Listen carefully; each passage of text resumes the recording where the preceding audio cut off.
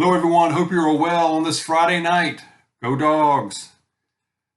I wanted to go ahead and get Ella in the picture for a minute and have just a moment of puppy time with Ella. Ella and Teddy were under the weather for a while earlier this week. They were sick, but they are doing better right now. We had to take them to the vet, get them some medication, and they are doing a lot better. But say hello. How you feeling? Been doing better? Hmm? You been doing better? Yeah. Okay. All right. Say bye-bye. All right. Oh, okay. Take a nap.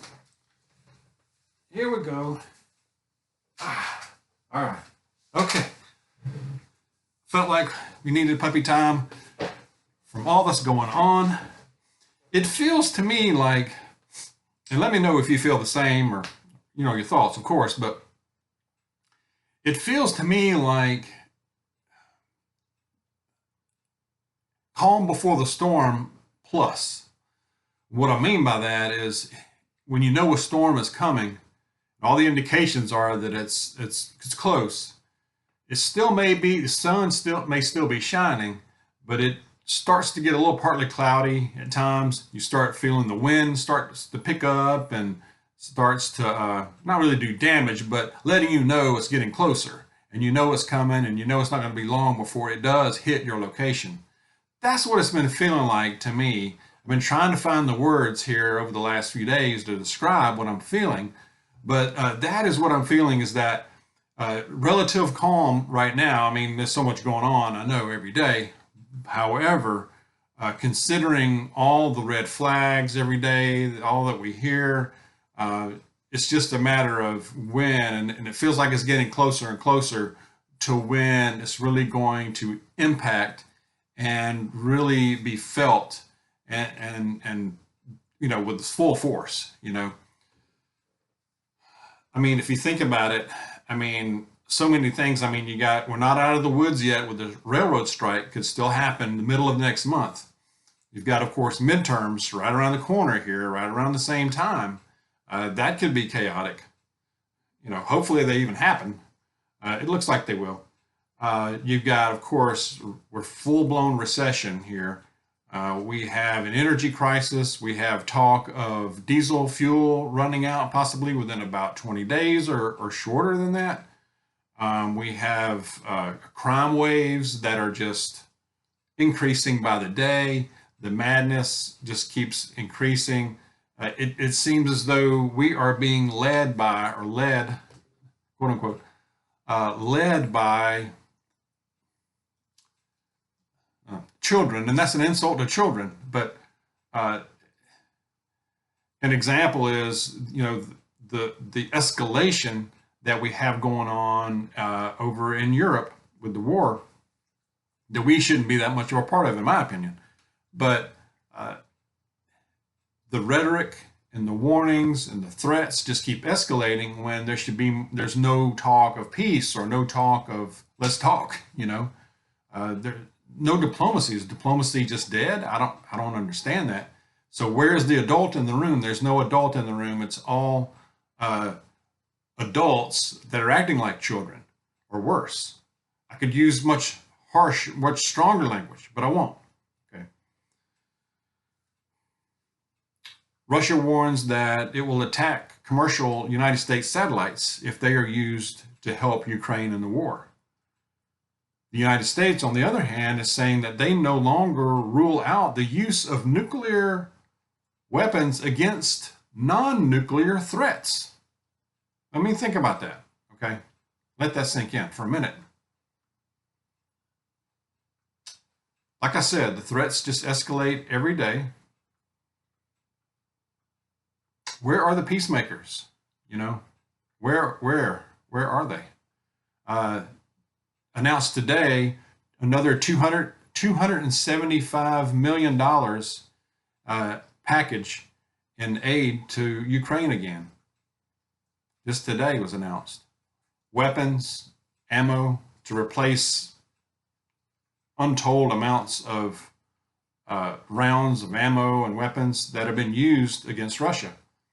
And then they added on this, they want to increase accountability of it.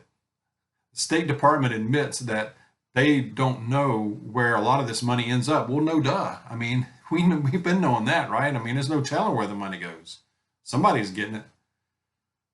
But they want to increase accountability. That's a joke. I mean, do they think we're stupid? I mean, there's going to be no accountability, just like there hasn't been an accountability. No, we know this. It's laughable, really.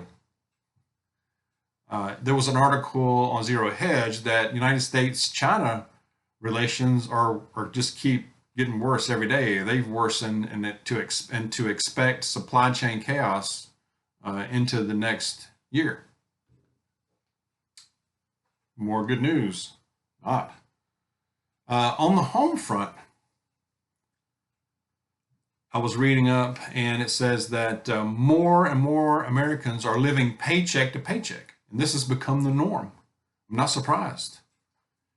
Inflation is taking a toll. It's draining people's emergency funds. People living on the credit cards. American monthly expenses have outpaced, are being outpaced by monthly expenses are outpacing personal income growth. So the inflation is getting so bad to where, whatever you've saved up, you're having to use that to get by. And the pay increases aren't near enough to make up for the increased prices of what you're having to pay on everything. Food, gasoline, you name it, appliances. We were shopping for a mattress a while ago. We've got to buy one, and the other one's just used up. It's worn out, about ready to go. And it's incredible, the prices, You have to sleep though, right? But back to paycheck, the people living paycheck to paycheck, the number of people that is just surging. Middle income earners, 63% of middle income earners admit to living paycheck to paycheck now. As far as the high income earners, I didn't put a number with that, but high income earners, 49% of high income earners are saying that they live paycheck to paycheck. I mean, you hear about people making 300 grand that don't have savings. Overall, 65% of employed consumers admit that they have hardly any savings, that it is literally paycheck to paycheck. And that is alarming. That's up 60% from just a year ago. You think about that. That's how much of an impact all this is making.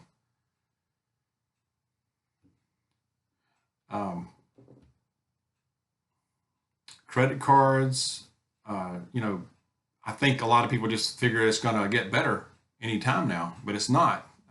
Inflation is going to continue. It's going to continue into probably another year or two or longer. 68% of Americans, only 68% have $400 in emergency cash or the equivalent. That was one survey as well. So gas, groceries, healthcare, those are the big three that are being reported that are just wiping people out. So $400, if you think about it, is not a whole heck of a lot right now. I mean, that's not even half of rent for most people. I mean, that's what, a couple of weeks of groceries. A few weeks of gas, maybe. Germany's in a bit of a trouble. Germany, the inflation surged to 10.4%. That's what they're reporting in October, and that's higher than what they even expected. German metal and electronic industrial workers are set to strike starting Saturday as pay talks stall amid high inflation. So this is pretty common right now in Europe, it looks like. And speaking of strikes, we're not out of the woods yet. Like I said, with the railroad strike, the strike could still happen by the middle of November. Just recently, in the last few days, it was reported that two of the railroad unions have voted against the most recent deal that they were working out from about a couple of months ago. So talk about timing. I mean, you're looking at middle of next month. So a possible strike for railroad, that would absolutely, if that were to happen. For some reason, I don't think it will, but if that were to happen, you want to talk about a nail in the head of the economy. I mean, it's already rough right now, but that would just totally wipe it out. Okay. It would pretty much stop it, I believe.